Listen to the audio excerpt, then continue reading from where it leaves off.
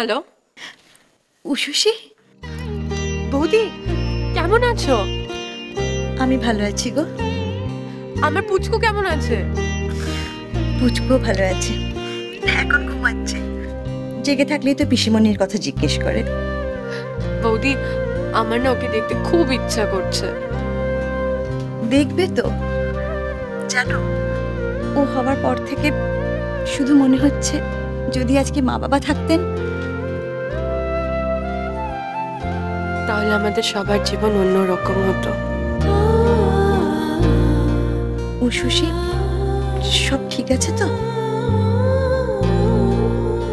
হ্যাঁ বৌদি, সব ঠিক আছে। তুমি কি তোমার দাদার পাঠানো জিনিসগুলো পেয়েছো? হ্যাঁ। সবকিছু ঠিকঠাক ছিল তো রে? আমি তো ভয় ভয়ে কিনেছি সব। আমি কিছু দেখে দিতে পারিনি গো। তোমার শ্বশুরবাড়িতে কেউ কিছু বলেনি তো? সব ঠিক ছিল বৌদি, সব ঠিক ছিল। আমি তোমার দাদাকে বলেছিলাম মিষ্টিগুলো সাবধানে কিনে পাঠিও। আফটার কলকাতার সেরা মিষ্টির লোককে পাঠাচ্ছ। মিষ্টিগুলো ঠিক ছিল তো? হ্যাঁ। আর শাড়ি জামাগুলো? সব ঠিক ছিল বৌদি। জানি গো। আর কিছু যদি ঠিক নাও থাকে তাহলে নিশিত ঠিক সামাল দিয়ে দেবে, তাই না? তোমাকে যা সামনে রাখে।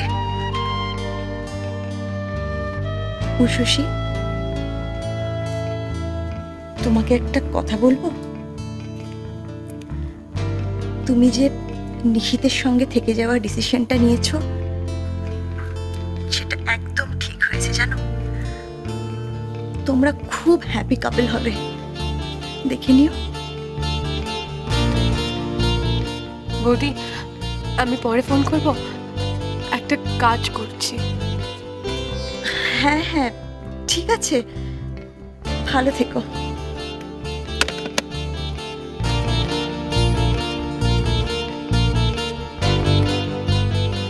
বারান্দার কাপড়গুলো কিন্তু এখনো তোলা হয়নি।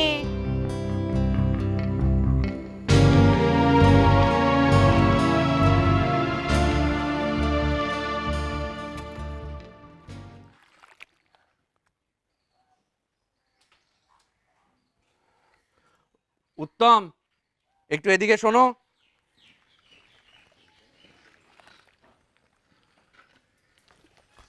হ্যাঁ দাদা। আমি তখন তোমার সাথে খুব খারাপ ব্যবহার করেছি না? না না দাদা, সে আপনি না না, আমি খুব খারাপভাবেই কথা বলেছি তোমার সাথে। কিছু মনে করো না, কেমন?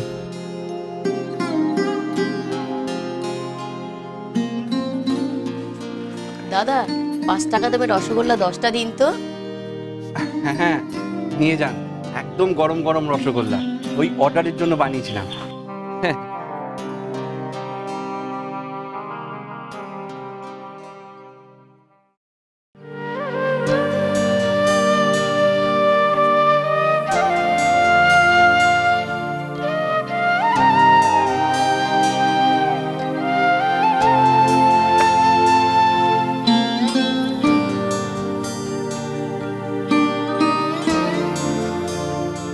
আমার দোকানের সামনে দিয়ে যেতে গিয়ে বা ওই উপরে বারান্দা থেকে তুমি যখন একবার আমার দিকে তাকিয়ে দেখো, আমার সারাটা দিন যে কি ভালো কাটে। তুমি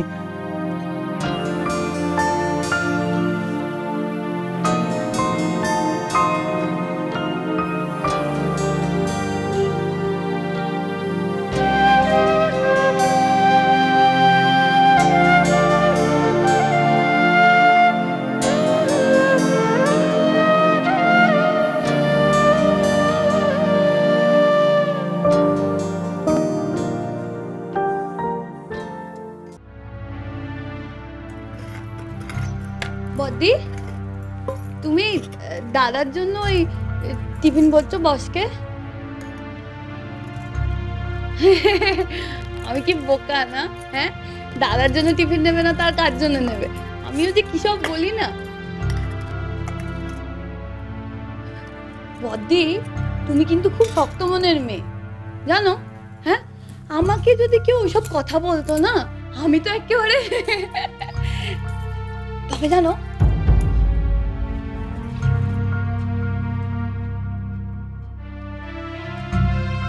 বলছি কি তোমার কিন্তু এতে লাভই হলো। ভাবো ওই 10,000 টাকার শাড়িটা তোমার হয়ে গেল। আচ্ছা শোনো, তুমি তো ওরকম সাদা ফ্যাটফ্যাটে শাড়ি পরবে না, তা যদি না পরো তুমি একটা কাজ করতে পারো, তুমি আমায় দিয়ে দেবে, আমি না আমার দোকানে আরো বেশি দামে বেচে দেবো, তারপর যা পাবো তার হাফ আমার হাফ তোমার।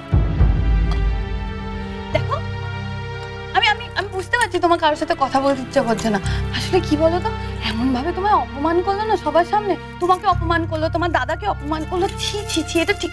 ও বাতি দাঁড়াও, বলছি ওই ডালনায় না নুন কম হয়েছে, দাও আমি মিশিয়ে দিচ্ছি।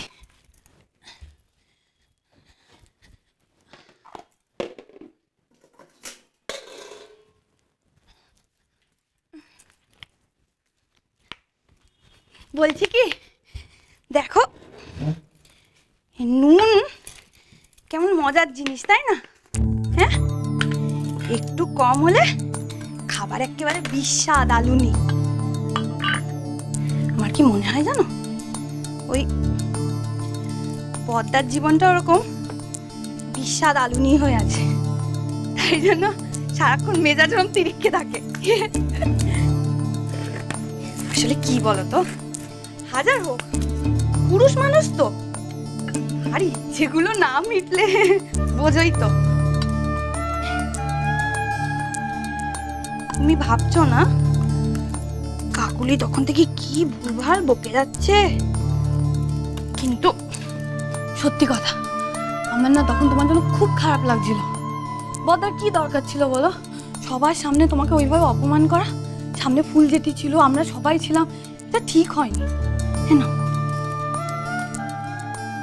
কাকুলি, তোমার এই কথাগুলো যদি সত্যি হতো না আমার খুব ভালো লাগতো। মানে তুমি বলছো যে আমি সত্যি কথা বলছি না? না, বলছো না।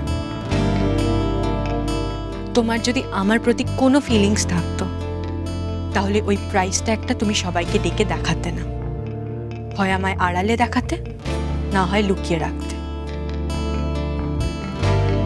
কিন্তু তুমি সেটা করনি, তুমি চেয়েছো এই অশান্তিটা হোক। আরেকটা কথা কাকুলি, এবার থেকে তুমি শুধু তোমার জীবনের স্বাদ বিস্বাদ নিয়ে ভেবো,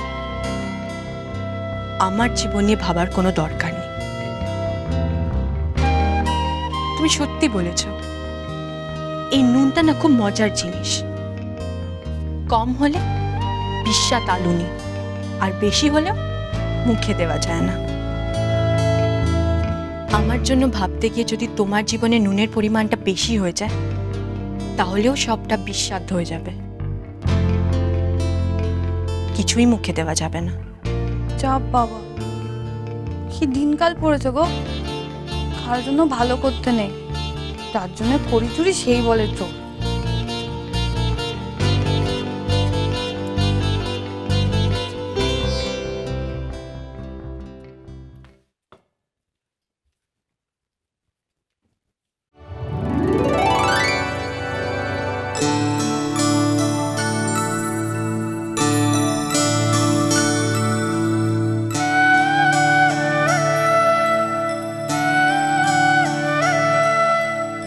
উষসী, আমি কখনো তোমার কাছে আশা করি না যে সারাদিনের খাটাখাটনির পর তুমি এসে আমার যত্ন করবে, আমায় জিজ্ঞেস করবে আমি কেমন আছি।